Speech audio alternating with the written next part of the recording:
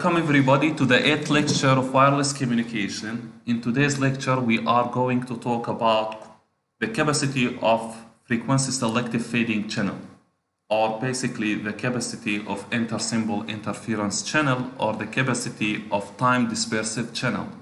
Different names for the same thing.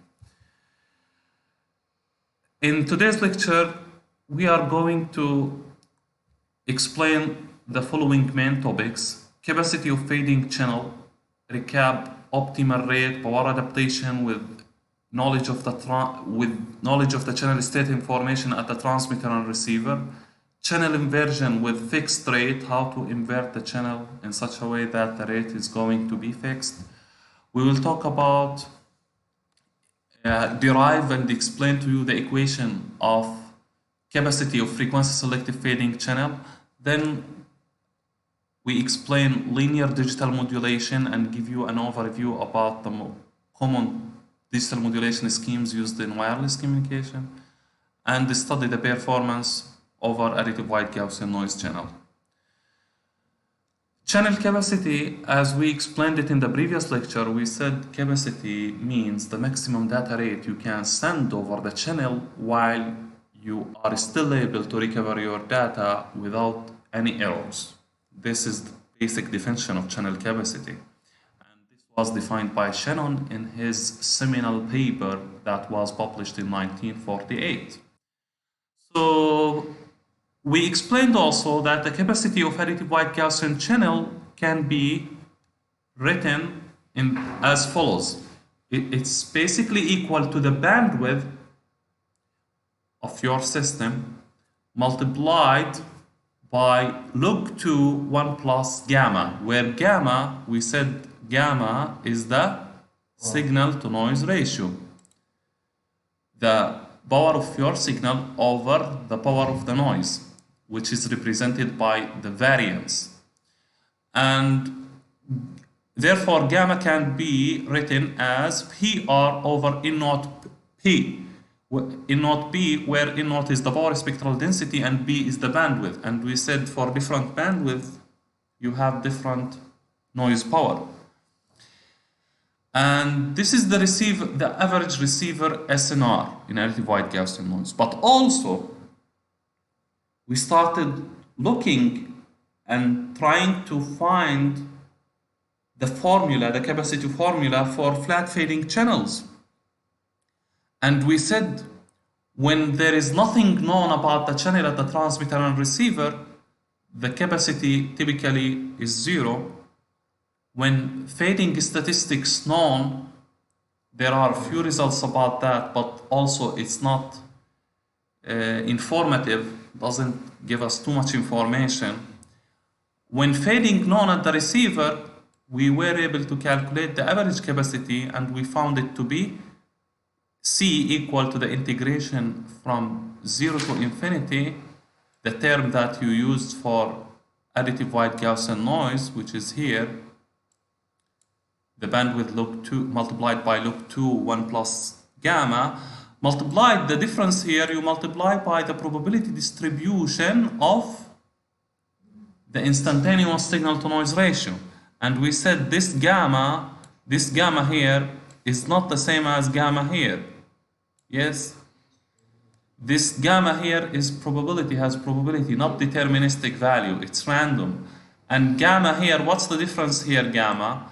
Gamma, the instantaneous gamma, is equal to the magnitude of your channel square, which is power, becomes power, yes, multiplied by your received power, your actual received power, divided by N naught B. Yes, this is the instantaneous signal to noise ratio. Of course, the other factors are fixed, constant. You can take them out. But the most important thing that you must see here, that gamma is function of the channel variation, instantaneous channel variation. And accordingly, this is always gonna be equal or less than P log 2 1 plus gamma dash or gamma hat on it usually. And this gamma we we say it's the average signal to noise ratio.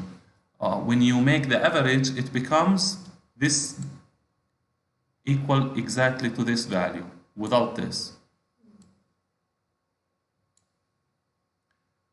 Bounded by this value. So it's always less than the capacity of additive wide Gaussian channel, or in its most, sometimes it might reach. Now, when the instantaneous channel state information known at the transmitter and receiver, we use the following equation. We find capacity by maximizing this term, given that the expectation of the input power distribution, see how I read the variables, limited by average power. This is the distribution of the input power, and I am putting condition here on its mean. Expectation of this is less than deterministic value, fixed value, let's say 10 dB or 15 or whatever. And this is gamma, which represents the instantaneous SNR, and this represents the average power that you are limited with, and this denotes exactly the input power distribution of your data. And this is again the probability distribution function of your instantaneous signal to noise ratio, which is gamma. The optimal rate and power adaptation, now we said that this equation, this is an optimization problem. You solve it by mathematical techniques, and after you solve it, you found that your input distribution has the following solution. It's given as follows: B of gamma over B average equal 1 over gamma naught, where gamma naught is constant, minus 1 over gamma. Let's say this is 1 over gamma naught. This is number basically. You want your power to be this level. So when the channel, when 1 over the instantaneous SNR is this value, and you want to reach here, what do you need to add? What would be the power that you need to add?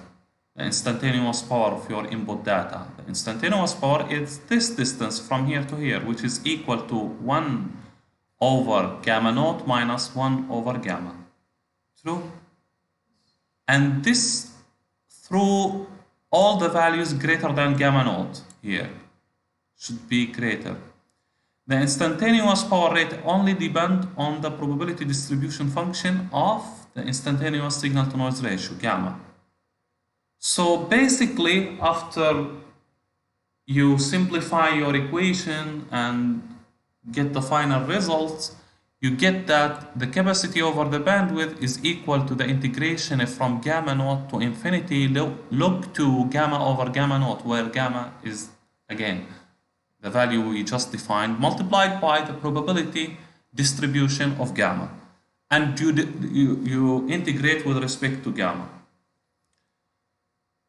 So this is the equation, this is the final equation of the capacity in flat fading when channel state information is known at the transmitter and receiver. And this is the capacity when the channel state information is known only at the receiver. And this is the capacity for additive wide Gaussian noise channel. Can you find the capacity when the channel statistics of the channel are known? Find a closed form expression for the capacity? You cannot. Fading statistics known, when fading statistic, I said you cannot really get informative closed form expression for the channel capacity.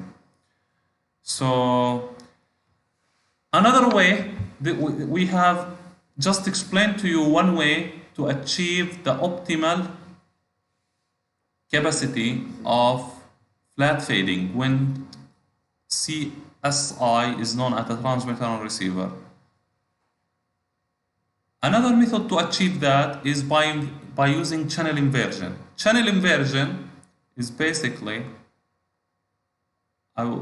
We'll explain it in the next lecture, but usually what we do to simplify things for you, suppose this is your channel, you just 1 over this value, you invert. For example, this is 5, the power that you need to allocate to your input data, 1 over 5.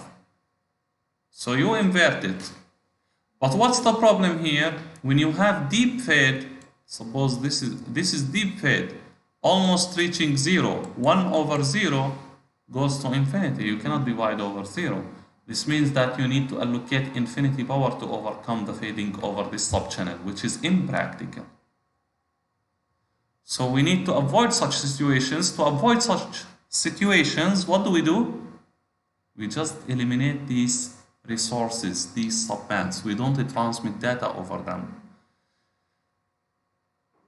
Long story short, we can say that fading inverted, this fading that I showed you in this drawing, is inverted to maintain constant signal to noise ratio at the receiver side. And this simplifies the design and gives you fixed data rate. But it reduces capacity significantly if you are transmitting and inverting all the values, whatever the value is. It's even impractical, you cannot use it. Capacity is 0 in rarely fading channel. When you have deep fade, the capacity, it really doesn't make sense at all, because you must exclude these resources when you have deep fade over them. And actually, in one of our publications, I studied this problem in a waveform that I proposed before 2 years, and since the waveform was dependent on the channel, and we were exactly knowing where, at which point the channel will be in deep fade, and when you divide over the channel value, the power will go extremely high to a level that it becomes impractical. You cannot send your data with this power. And also, we said we must not use these subchannels, but also we shouldn't use them, but also we should match them with the resources that we deactivate in order to suppress inter-carrier interference or out-of-band emission. So we kill 2 birds with 1 stone. We deactivated selected optimal subcarriers that can avoid deep fades while also help us reduce the out-of-band emission. Truncated inversion, this is what I was telling you about. Truncated inversion, I was saying that subchannels or subbands which are experiencing deep fade, you must not use them. They call it in the literature truncated inversion. This means that you don't invert all the values, you just invert the ones which make sense, which give you practical and reasonable power values. The others, you don't invert them. Invert channel above cutoff fade depth. Let's say this is your channel. I explained in the previous lecture, I gave you many pictures for different fading values, different fading circumstances. And let's say your your channel is fading in this manner. Yes? So you come and put threshold like this. You come and put threshold like this and say all the values that are below this threshold, I'm going to cut them, truncate them. Means you exclude them from your transmission.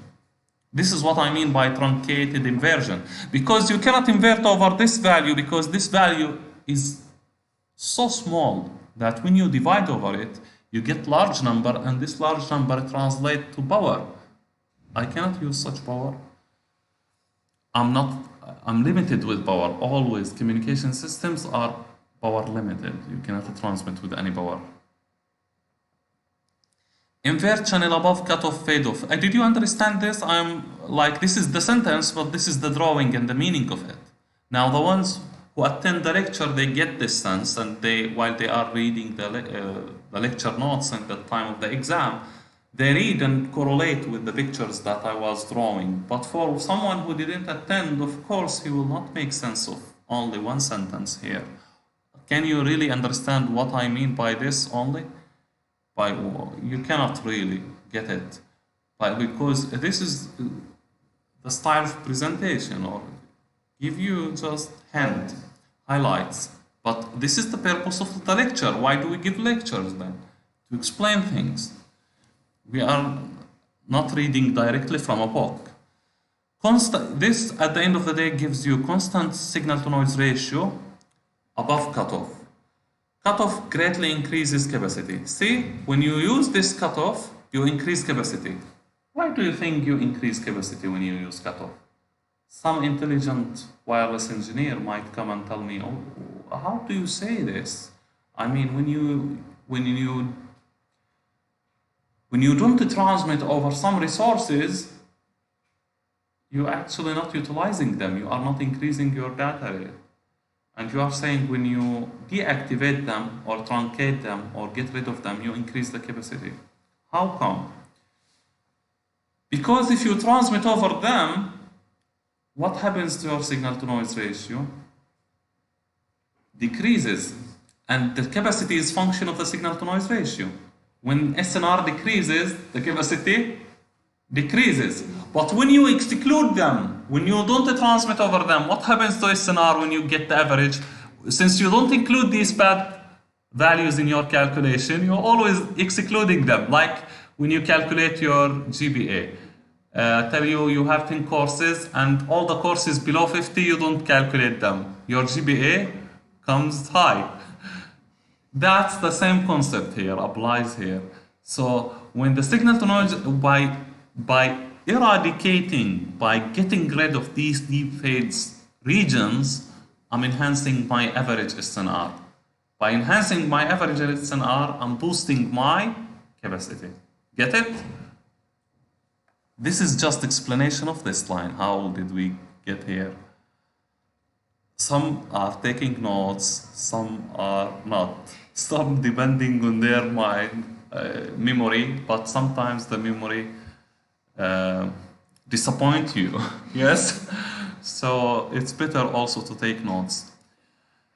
So at the end of the day, we want to see the capacity, we want to deal with performance metrics and draw them. In the previous lecture, I think I talked about these things, but one more time. Here you have the capacity of additive wide Gaussian channel, and the y-axis represents C over B, the capacity over the bandwidth, which is the unit is bit per second per hertz. How many bits you transmit per second per hertz? What does this mean? Capacity over B. What does this mean? We are saying capacity, but it's actually not capacity anymore. When you say C over B, capacity over bandwidth, this is efficiency. And more precisely, spectral efficiency, which is measured by bits by second by hertz. I like this measure actually. Capacity, although it's good, but spectral efficiency, much better measure. Let me explain why it's better. Let's say that a student or a researcher, for example, within 10 years, he has 10 papers, and another researcher has 15 papers. So if I tell you which one produced more, you tell directly the one who has 15. But if I tell you that the one who has 15, he produced them within 10 years, while the one who has 10, he produced them within 5 years. Who would you hire? Why? Why? That guy has more. Yes, because this is more profitable to my company. His efficiency, productivity, more. Within less resources, he was able to produce more. What the resources here? The resource is time. Time. What the resource I have here in my capacity? I have time resources and bandwidth resources. Within this bandwidth, within this time, I am sending this number of bits per hertz per frequency. Did you understand what this means in practical words? How is it related? Why it's important? So if you want to hire somebody, do you look at the infinite results without any regulation, or you look at the efficiency more? Efficiency more. So efficiency means the ratio of your output results to the resources you have in terms of time, money, resources, building, luxury, manpower, whatever. For example, some people, they can do more with little. Some, they don't do much with more. Which one you prefer to be? Do more with little. This is, we call it baraka.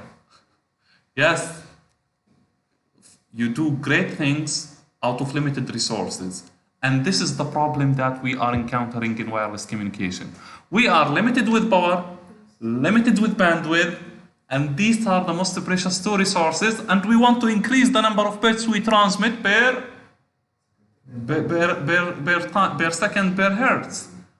The intelligent guy can come up here and bring a solution that can increase this a little bit, and we really become hero in wireless communication if he can increase the efficiency of the system the way you want to increase the efficiency of the factory. But you must explain it from this perspective. What efficiency you are talking about?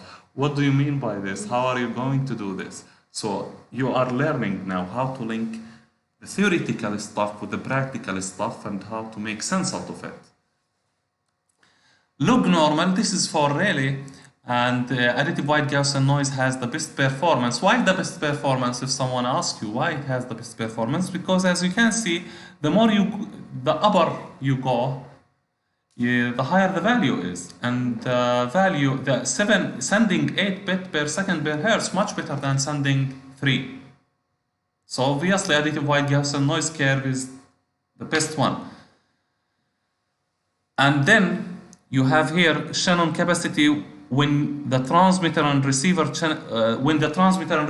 of them know the channel state of information instantaneously, and then actually this intermitted line here, yes, yeah, you see this. This is also when the receiver knows the channel state information. So as you can see, there is no much difference when both the transmitter and receiver know the channel state information, or when the receiver only knows the channel state information. Only the difference when you have low signal to noise ratio values.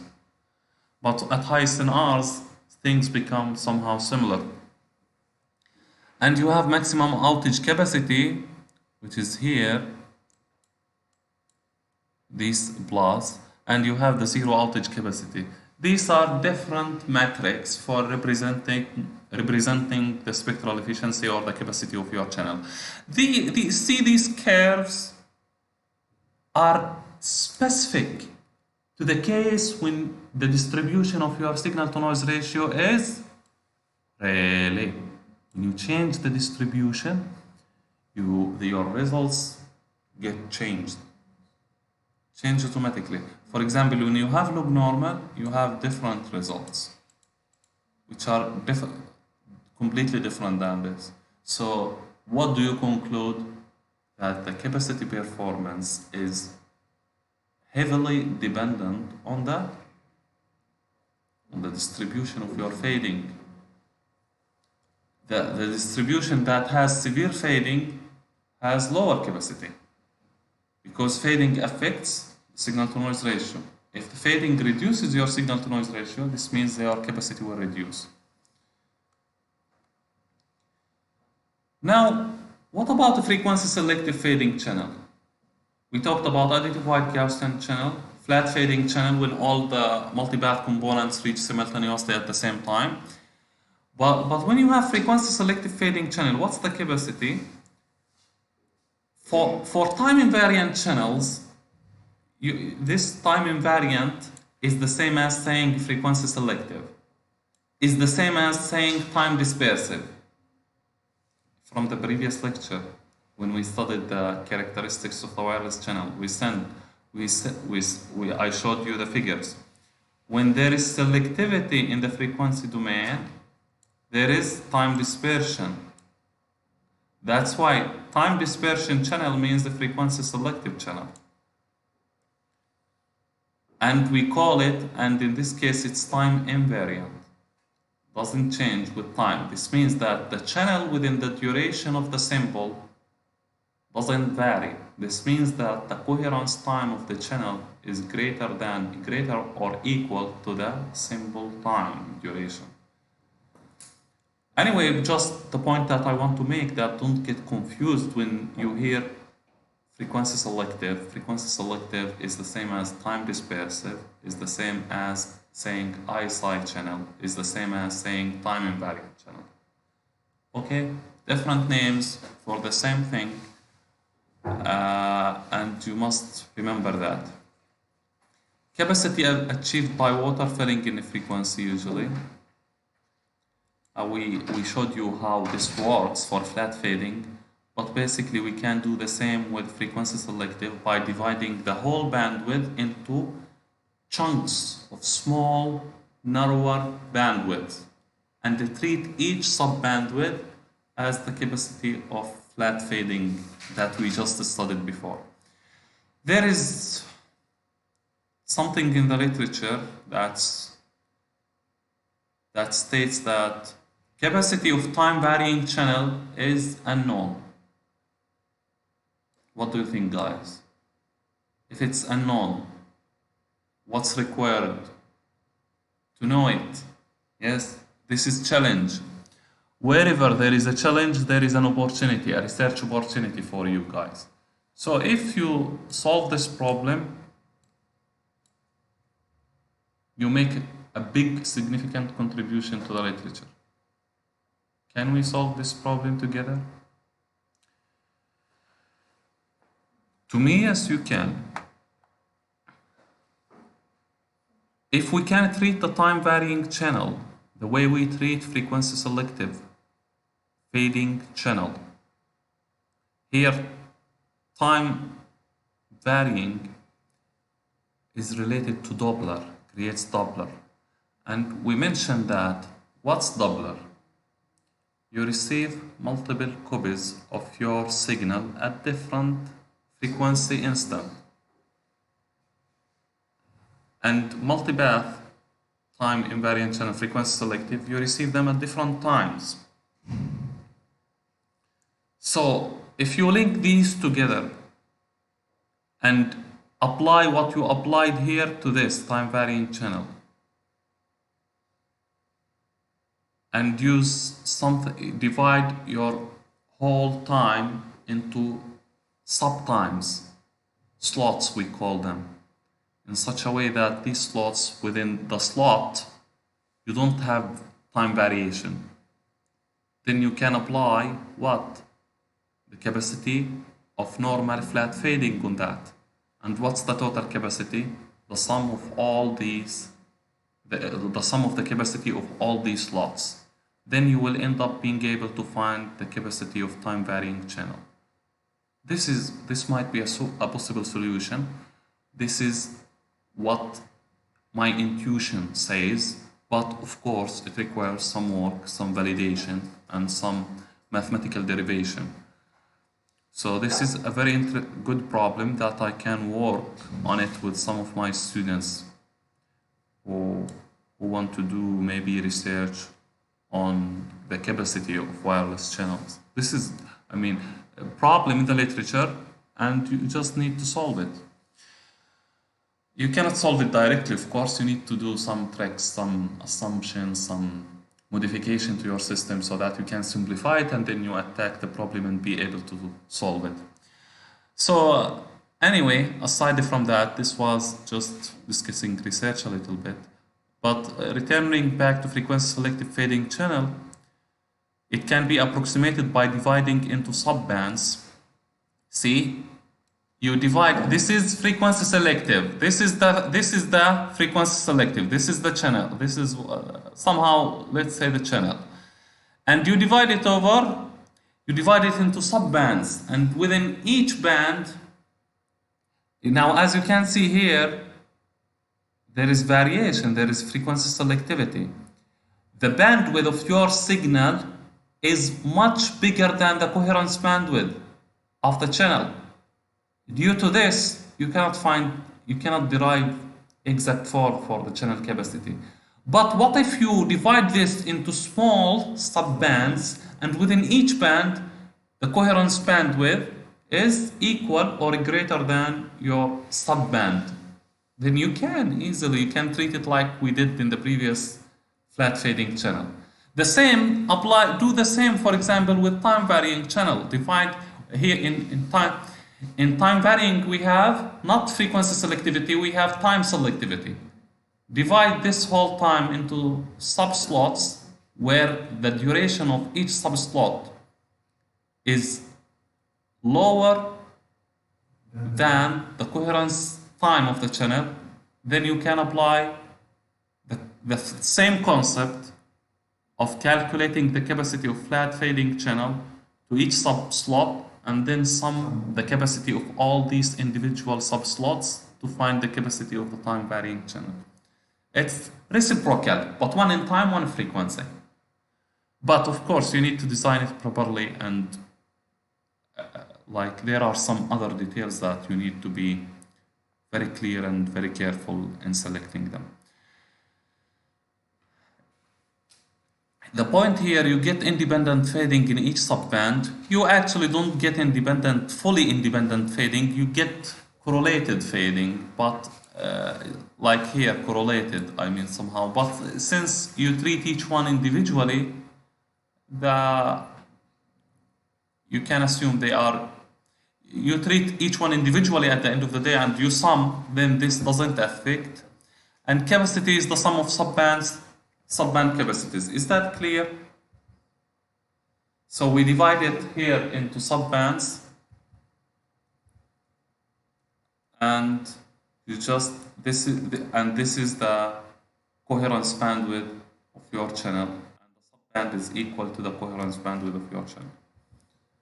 And find the capacity here. How do you find the capacity here? Similar to the way we used here.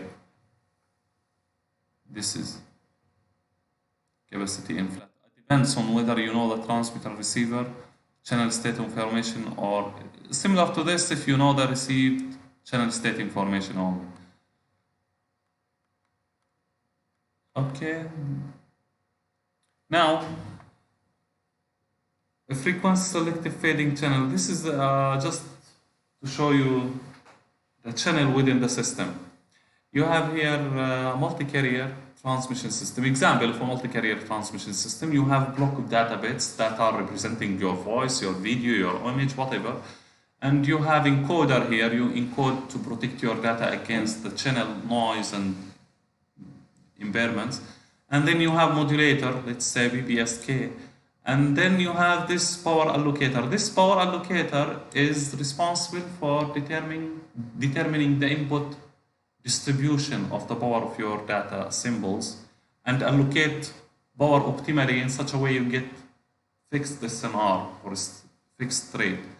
And you have here a transformer, orthogonal transformer. This can be IFFT or any transformer that gives you the shape of your pulse, which is suitable for the channel. And then you add guard period if you want to do the equalization in the frequency domain.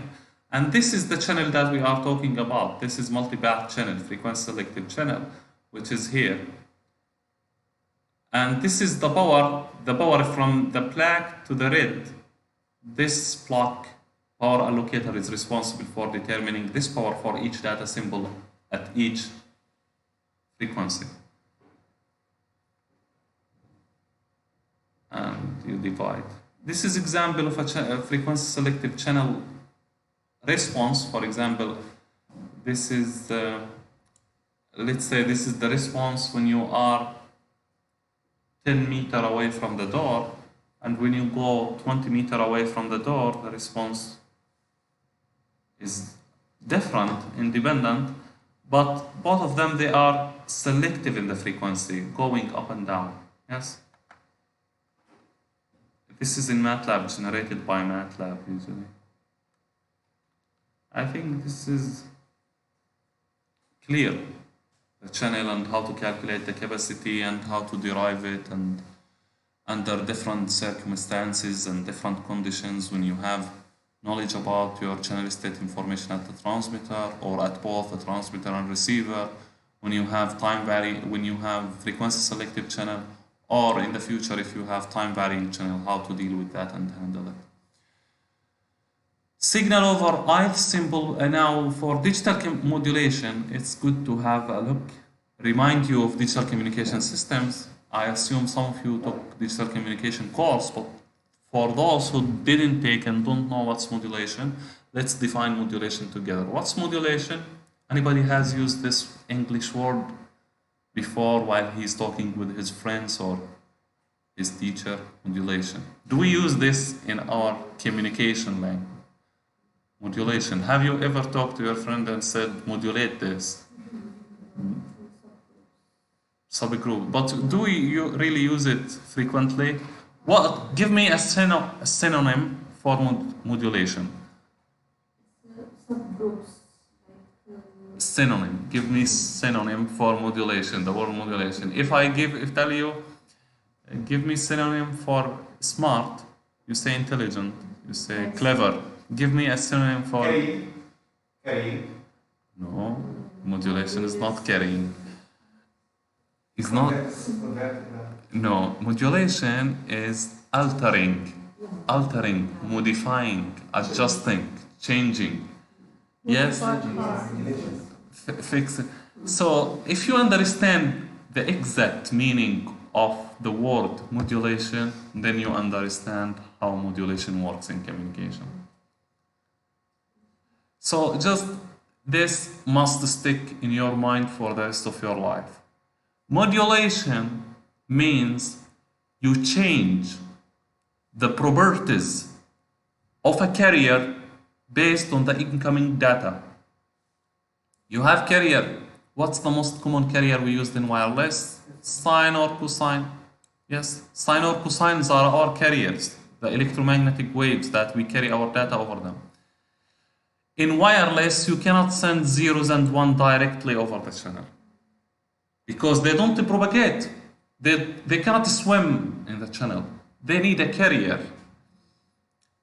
The carrier can be generated from the antenna. When you excite the antenna with the electrical signal, you generate electromagnetic, and depends on this excitement, you determine the properties of your wave. But within the wireless channel, only electromagnetic waves. You cannot send your bits that you generate from your computer directly over the wireless channel. So if this is the nature, and you want the receiver to know that this is 0, this is 1, what do? I say, since this is what I can use in wireless, then why don't I change its properties according to the data I have, to the data I have in my storage, in my PC, in my memory, you have data you want to convey it. So you say, let's make rules. The transmitter and receiver have access, both of them, they have access to this sine signal. Both of them, they can transmit and receive this. So if I want to send 0, I want the amplitude to be this level. If I want to send 0, I want my signal amplitude to be this level. If I'm going to send 1, I want my amplitude to be large. So this is for 0, this is for 1. You can even put line like this. You don't transmit anything. But this is an example of modulation.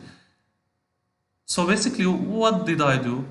I just made a rule. And this is agreed between the transmitter and receiver. Both of them agree on it. And what did you use? You use the carrier here, the carrier, to convey your data. Doesn't really carry your data. It conveys your data. But we used to say it carries. Kind of, but not. It's not really the case. It carries when in analog communication. Since in analog you multiply the message directly with the carrier. You multiply the message m of t directly with the cosine. Yes, you remember m of t, the message in AM modulation. So m of t becomes the amplitude of your carrier. That's why it's stuck in our head that always this is kind of carrying in amplitude modulation. This is a modulation that we're no longer using. Yes, it's very old analog, but nowadays we are dealing only with digital. So basically, when someone comes and tell you define to me modulation, tell him modulation means changing, altering the properties of the sinusoidal carrier. Any carrier can be any carrier, but usually we are using sinusoidals because of their attractive properties. What are the properties of subcarrier, sinusoidal? What are its features? How do you define a sinusoid? Amplitude, frequency, phase. So all the modulation techniques, what are they? Change amplitude, frequency, or phase. Based on what? Based on the data bits. If 01 comes, then use this frequency, use that frequency. Those are rules, you can put them, you can make them. But for a standard purpose, they make these rules and they make us even understand these rules in the box. But you can make your own. The most important thing that you understand its meaning, its fundamental concept. So basically, you change this little signal here, the sinusoid, its properties, either amplitude or frequency or phase or any combination of them. These are related to the carrier. You change these according to the data bits you have, to the information. If 01 comes, then the amplitude is this level. If 10 comes, the amplitude is a little bit lower. If it is 11, the amplitude is larger. So the receiver, when he sees the amplitude is this level, this means that the transmitter wanted to send 01. When it's this level, the transmitter wanted to send 11. You just get, this is modulation. Even change is can represent, like change from a frequency to another can represent a symbol. Like a step up or down. Yeah, this is delta. True. Delta modulation. Up and down, true. Based on this. So even the change of these variables can signify. Yeah, any change you introduce, any possible change, creates a new modulation scheme. Simply, you can create a new modulation scheme if you are innovative enough. If you tell us, let us bring a different carrier than sine that has different properties, not only the amplitude, frequency, phase, then you become another star in wireless communication. Becomes like Shannon. Yes, but of course you must understand wireless to be able to judge whether the signal can be used in wireless medium or not. But basically you got the concept. Now where is our carrier here? Cosine. Here, cosine and sine. It has frequency, it has phase, it has amplitude. And this amplitude G of t here is the Nyquist pulse shape actually. I must use this to localize my symbol in time and the frequency. I'm not allowed to use the whole all the time. I'm not allowed to use the whole bandwidth. I must restrict my symbol. And this is the SI1, SI2. They are basically numbers.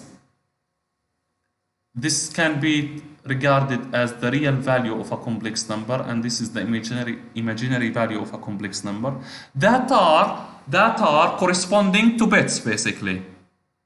0, 1, 1, 0 based on the levels you have. How many amplitude levels, how many phase levels you are using.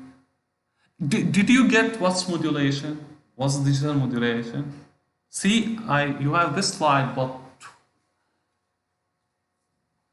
too much information given just explaining the intuitive behind modulation and what's it. So this is your waveform that you transmit. You are with me? This is the waveform that you transmit. It's the summation of two sinusoidal, cosine and sine. Now someone might say they are adding to each other. Don't they interfere with each other? They don't. Why? Because sine and cosine are orthogonal. If they are orthogonal, you add them on top of each other, but they don't interfere. Because previously I said if any signal comes on top of the other causes interference. How come these you are adding them and they don't create any problem? Because these two signals are special signals, they can add up to each other while not causing any interference whatsoever. Yes, this is the beauty of them. And what's G of t? G of t is a pulse shape like sinc or rect, sinc or raised cosine that I can use in order to determine the properties of my information. Should be within this bandwidth, within this duration, with these characteristics, with these out of band emission.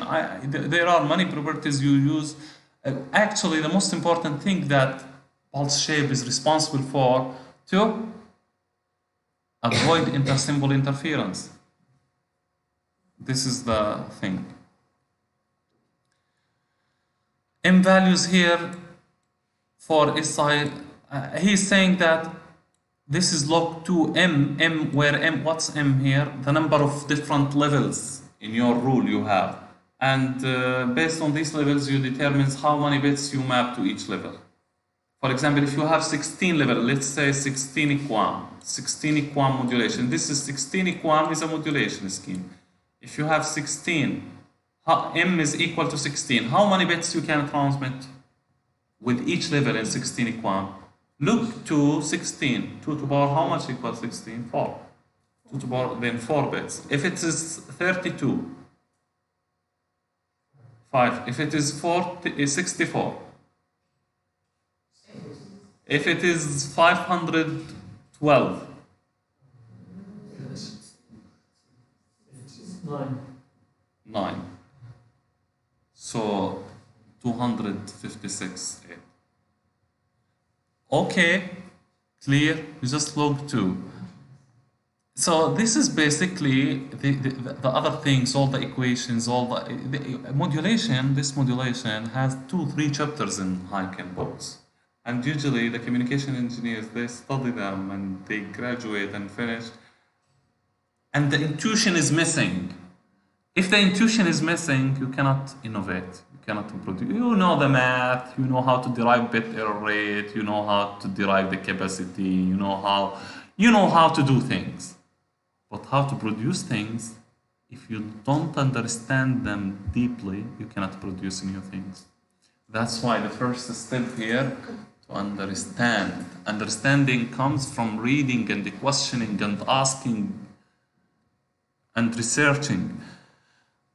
After that, things will become much easier actually, because you can add your touches, your innovation, your valuable things.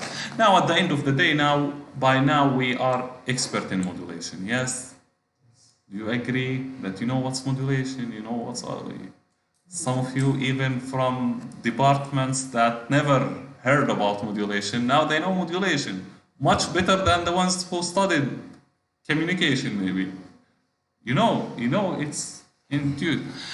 Now we care about, after we know modulation and different types, what determines what modulation you are going to use.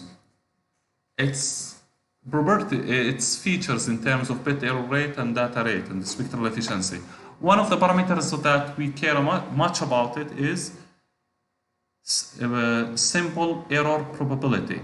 Simple error probability depends on the minimum distance, we call it dmin, which actually depends on the gamma s, which is the simple instantaneous signal to noise ratio, and number of nearest neighbors, am. Do you know what's a number of nearest neighbors? So for example, let's say you are using 4 equam. In 4 equam, how many levels? 4 levels. And these levels, you use constellation diagram to represent them. You have one symbol here, one symbol here, one symbol here, and one symbol here. 4 equam. Suppose you have this symbol. What are the nearest two ones to this? This and this. So AM here is 2 for 4 equam. For 16 QAM becomes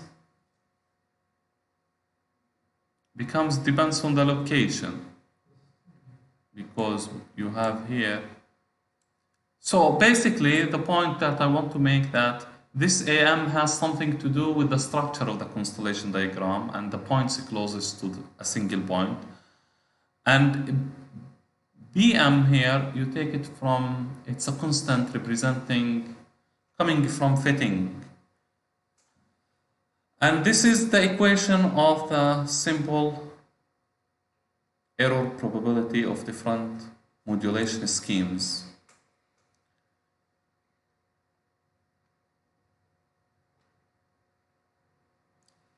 Now, to conclude, the main points that I want you to understand from this lecture is that channel inversion is practical and we can use it, but we should use truncation with it. Truncation for what? Truncation for the sub-channels that are experiencing deep fades to get large capacity, because if you don't do that, the capacity will be low because it has direct effect on the signal-to-noise ratio. Capacity of wideband channel obtained by breaking up channel into subbands, and these subbands, the coherence bandwidth is equal or larger than the bandwidth of the subband, so that you can apply the previous equations you used for the capacity of flat fading. And where do you see that? Where do you find in multi-carrier modulation like OFDM or any multi-carrier system? Linear modulation dominates in high-rate wireless systems due to its spectral efficiency. Now, someone might ask, well, what's linear modulation, and do we have nonlinear modulation, and why it's more spectral efficient? Linear modulation is basically, it's called linear because it acts like a linear system. Example on it, amplitude modulation. Why it's spectral efficient? Because you don't use more bandwidth. Give me example of nonlinear modulation, phase and the frequency. If you play with the phase and the frequency of a sinusoidal, then you end up getting nonlinear. If you play with the amplitude only, you get linear. Linear is better than nonlinear in the sense that it's more spectral efficient, but gets affected by noise. While nonlinear, more robust to noise and interference, but it's spectrally inefficient and complex to process. Simple error rate approximation in additive white Gaussian noise can be given as follows. And when you use different versions of Q function, that can be useful for the derivation of your simple error rate, and specifically in fading and diversity analysis. So with this, we finish our lecture, and thank you very much for your attention, and meet in the next lecture. Thank you.